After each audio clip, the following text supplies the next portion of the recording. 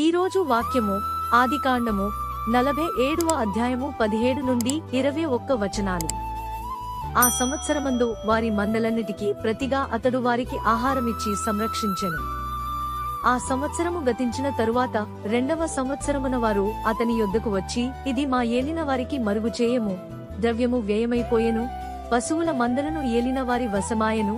ఇప్పుడు మా దేహములను మా పొలములను తప్ప మరి ఏమీ ఏలిన వారి సముఖమున మిగిలియుండలేదు.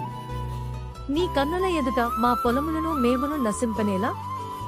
ఆహారమిచ్చి మమ్మును మా పొలములను కొనుము, మా పొలములతో మేము ఫరోకు దాసులమగుదుము. మేము చావక బ్రతుకునట్లును పొలములు పాడైపోకుండునట్లును మాకు విత్తనములిమ్మని అడిగిరి. అట్లు యోసేపు ఐగుప్తు భూములన్నిటినీ ఫరో కొరకు కొనెను. కరువు వారికి భారమైనందున ఐగుప్తీయులందరూ తమ తమ పొలములను అమ్మివేసిరి గనుక భూమి ఫరోది ఆయెను.